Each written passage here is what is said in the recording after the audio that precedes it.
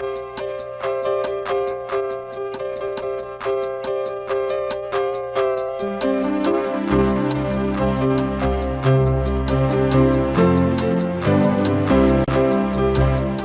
again, everyone. I'm Charles Gross. And I'm Leslie Hoban Blake.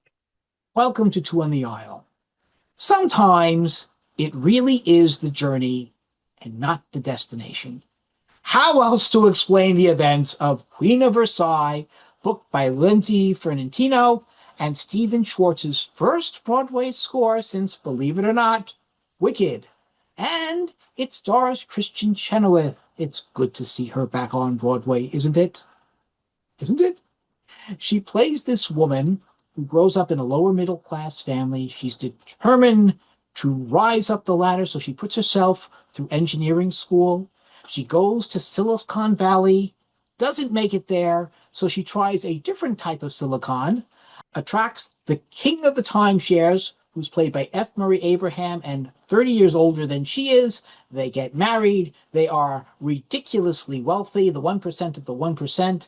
They go to France, see the Palace of Versailles, and decide they are going to go back to Florida and build their own Versailles, a 100,000 square foot palace of their own, the largest privately owned house in the United States. But here's the Is it thing. any wonder that I hated them? Is there any wonder to the idea that I hated these people? Go ahead, Charlie. Sorry. And I say it's the journey because they build, they rip it out, they build, they rip it out. I mean, are they ever going to finish it? And of Do I course, care whether they're going to finish it or not? These people are obscene. It's an obscenity to have that kind of money and to do that with it. Not to start a philanthropy and feed the hungry and take in the house the homeless, but to do it for themselves. I mean, it's just and their reason is very simple, because we can. And it's just so absurd. It is so farcical as presented here that I just decided, you know what? I should hate these people. They are terrible, but I just said, you know what? I'm going to just go take the ride with them and enjoy it. Possibly because Kristin Chenoweth is, such an appealing personality. normally in other shows. I would agree with you. I have a feeling that there's a lot of walking a knife's edge in this show because of that. And I think it doesn't hit the mark. I think going in, they knew that these were unlikable people, and they did whatever they could to ameliorate that, but they weren't able to do it for me. For you, it was okay. You liked them well enough, and I like F. Murray Abraham a lot. For you, they did it well enough that you were able to go on the ride. I couldn't take the ride. I couldn't even buy the ticket for the ride. That was I didn't want to be near them. It made me get away, get away. I should say this was directed by Michael Arden. Also in the cast, they have, I don't know, 9, 10 children. I lost count because we never see any of them except for her daughter from a previous marriage, played very nicely by Nina White. And she, like you, is just disgusted as to what's going on. And she says, Mom, come on, we don't need this. We have a Well, 27,000 foot they house. also have a little dog, a little white dog, which at first I thought was a puppet, but it's a real dog. They have a dog that's treated better than most of the people, who are there at the show. Um, the dog is treated like a queen, so. And then comes the recession of 2008. And since Oh, he's sold most of his timeshares, or a lot of his timeshares, to people who really can't afford them, they're underwater.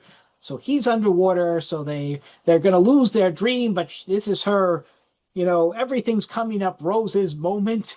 And they persist and they will get it back. Well, spoiler alert, it's a government bailout, but and they go on. And have they learned anything by this? Absolutely not. well, you They mentioned just it's a Rose's turn moment. I mean, my friend, well, my our mutual friend Gary said to me yeah, at one point, for me," while she was singing that. But yeah. I thought to myself, do they deserve to be bailed out? As the old expression goes, for the rich they sing. I mean, that's what that is, right? Too big to fail.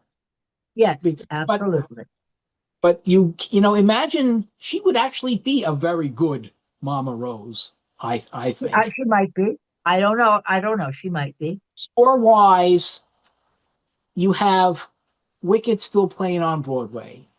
There is a revival of The Baker's Wife downtown. You listen to that, and you were reminded of what Stephen Schwartz can do. And sadly, I can that's hear Pippin. I can hear Pippin playing in my head right now. That's how powerful his music can be. So that's there's not the case here. no. It's an all right score, but certainly not in the league I think of. we were all excited about the idea of Stephen Schwartz and Kristen Chenoweth being Yeah. reunited. I think that was an exciting possibility. And I will go with you up to that point until I got there and saw it. But I was excited about seeing them again and then not. And your conclusion? Oh, well, yeah, I'm going to go first. I'm going to give it 1.75 out of the goodness of my heart because there were 19 other people on the stage working their butts off. I don't remember who any of them were playing. That they were playing six different characters, none of whom were important, except the maid and the quasi butler, who were in the thing.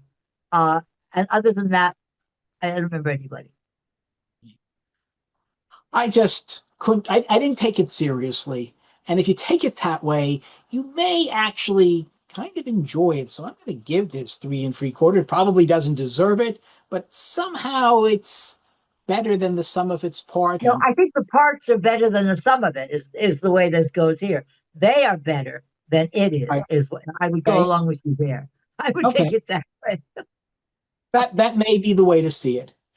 And that is our show for this afternoon. When you go to the theater, if you can find us in their huge labyrinth, look for Leslie and me, us too. On the aisle.